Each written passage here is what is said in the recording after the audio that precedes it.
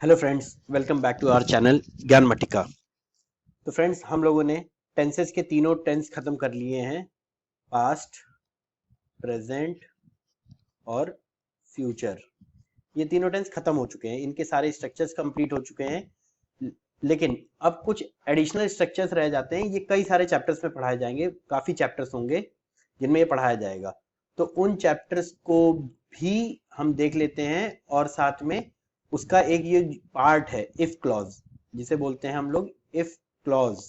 तो if clause को भी हम देख लेते हैं, क्योंकि ये क्वेश्चन जो होते हैं एसएससी और जितने भी वनडे एग्जाम्स हैं, बैंक ले लीजिए, पीओ का चाहे क्लर्क हो या फिर डीआरडीओ हो या जो भी एग्जाम्स हैं जिसमें भी इंग्लिश पूछी जाती है, उन सारे पेपर्स में ये इफ क्लॉज के स्टेटमेंट्स बहुत ज्यादा आते हैं।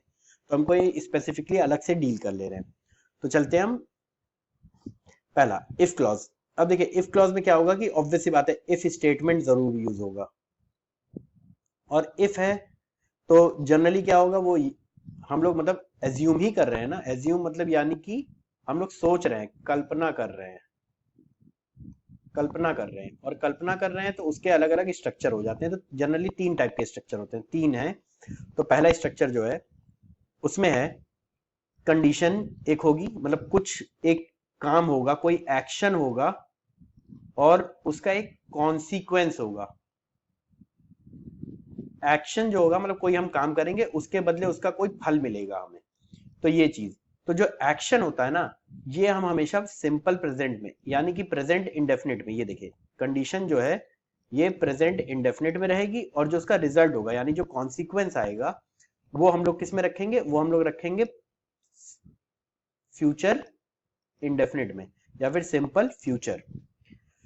तो स्टेटमेंट एक देखते हैं example, if you study you will pass. अगर आप पढ़ेंगे, ये हमने कोई काम करा और उसका रिजल्ट क्या होगा, हम पास हो जाएंगे। तो वही देखिए पहला वाला जो है, जो काम करना है वो हमेशा प्रेजेंट इंडेफिनिट होगा। तो देखिए if you study you will pass. अब देखिए विल लगा है तो ये फ्यूचर इंडेफिनिट हो गया, ठीक।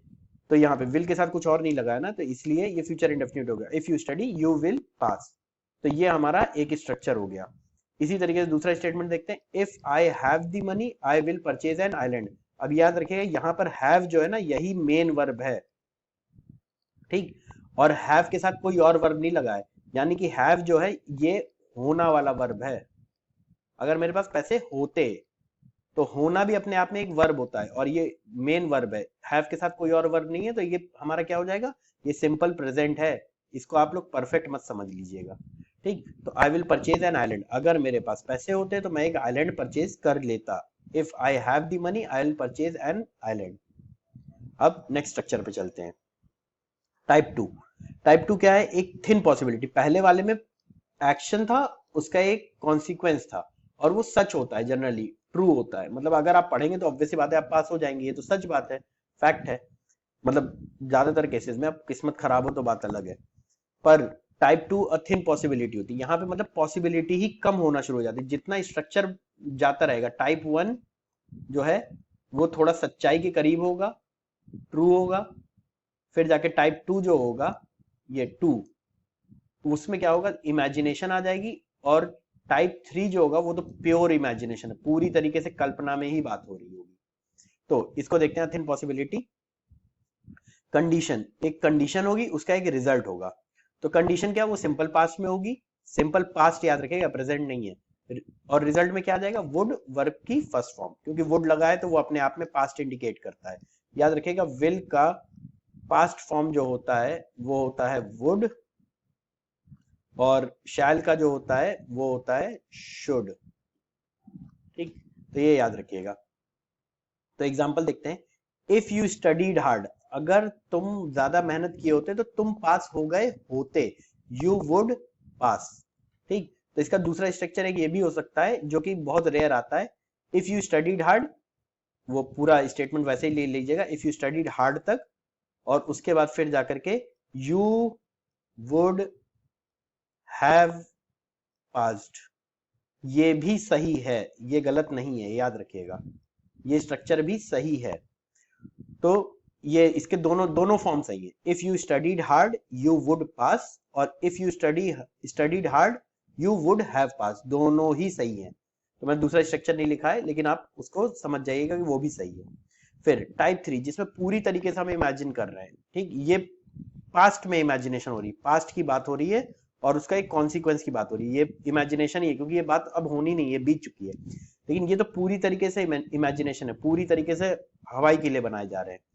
जैसे कंडीशन होगी वो पास्ट परफेक्ट में होगी, पास्ट परफेक्ट का स्ट्रक्चर क्या होता है, हैड प्लस वर्ब की थर्ड फॉर्म, और रिजल्ट में क्या आएगा, वुड हैव प्लस वर्ब की थर्ड फॉर्म। अब याद रखिएगा कि ये जितने स्ट्रक्चर्स हैं ये मैंने पीछे के लेक्चर्स में पढ़ा दिया, अगर आपने नहीं देखा है तो वो जरूर देख लीजिएगा, लिंक डिस्क्रिप्शन में मिल जाएगा टेंसेस के पहले लेक्चर से।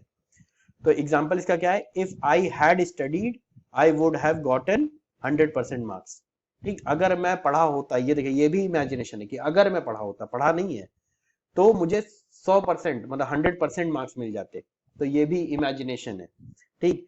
तो अब इसी तरीके से अगर मैं चिड़िया होता तो मैं उड़ के अंटार्कटिका चला जाता, if I were a bird I would have flown to Antarctica. अब याद रखेगा आई के साथ हमेशा वॉज यूज होता है नॉर्मली, लेकिन जब भी आप इमेजिनेशन कर रहे हैं, मतलब सपने देख रहे हैं, सपने की बात कर रहे हैं कि इमेजिनेशन कर रहे हैं कि अगर ऐसा होता, तो याद रखेगा आई के साथ हमेशा वर होता है। ये चीज बहुत इंपॉर्टेंट है, ये एरर में बहुत आता है। तो इमेजिनेशन में जैसे I was working hard, working कर लीजिएगा, ये स्ट्रक्चर सही है, ठीक। लेकिन अगर if I have worked hard I would have passed, तो इसी तरीके से इफ आई वर, तो यहां पे देखिए आई के साथ वर आ गया, तो याद रखिएगा कि इमेजिनेशन में आई के साथ वर रहता है और ऐसे नॉर्मली वॉज रहता है, ठीक है। तो इस चीज को ध्यान में रखिएगा। फिर अब इसके अलावा एक स्ट्रक्चर होता है जो कि होता है एक्सेप्शन वाला। एक्सेप्शन जैसे कि कुछ चीजें होती हैं जो एक्सेप्शंस में होती हैं, जैसे कि कुछ यूनिवर्सल फैक्ट्स होते हैं या ट्रूथ होते हैं जो मतलब बिल्कुल सच है, जो बदलेगा नहीं चाहे कुछ भी हो जाए, तो उन स्टेटमेंट्स में आप ज्यादा बदलाव नहीं कर सकते क्योंकि वो कल भी सच थे, आज भी सच है और कल भी सच ही रहेंगे, उनमें कोई बदलाव नहीं आने वाला। तो उसकी कंडीशन क्या है, एक सिंपल प्रेजेंट रहेगा और रिजल्ट भी सिंपल प्रेजेंट में ही रहेगा, दोनों का प्रेजेंट इंडेफिनिट रहेगा साथ में, प्रेजेंट इंडेफिनिट। जैसे कि if you heat ice it melts, अगर आप बर्फ को गर्म करेंगे तो पिघल जाएगी, ये बात यूनिवर्सल फैक्ट है, ये ट्रूथ है, बिल्कुल सच है, ठीक, ये कहीं बदलती नहीं, आप बर्फ को गर्म करेंगे तो पिघल जाएगी। तो दोनों को आप किस में रख सकते हैं, सिंपल प्रेजेंट में रख सकते हैं, ये सही है। और दूसरा स्ट्रक्चर भी सही होगा लेकिन जनरली इसी को सही माना जाता है। तो if you heat ice it melts, ठीक, ये सही है। If you heat ice it will melt, ये भी सही होगा, लेकिन हम प्रेफर इसी को करेंगे अगर दोनों को अगर चुनना है तो। दूसरा स्टेटमेंट भी लिख दे रहे हैं, ये भी सही है लेकिन इसका जनरली यूज नहीं रहता, if you heat ice it will melt. देखिए ये स्ट्रक्चर भी सही है, ये गलत नहीं है, लेकिन इसकी जगह हम इसको ज्यादा प्रेफरेंस देंगे। और ये याद करिए ये टाइप 1 है जो हम लोगों ने अभी पढ़ा है, ये टाइप 1 है, ठीक, तो ध्यान दीजिएगा। चलिए, तो अगर आपको ये वीडियो अच्छा लगा तो लाइक कर दीजिएगा, कमेंट ड्रॉप कर दीजिएगा, शेयर करिए अपने दोस्तों के साथ, सब्सक्राइब करिए और बेल आइकन दबा दीजिए ताकि आपको नोटिफिकेशन मिले जब भी नया वीडियो आए। Thank you.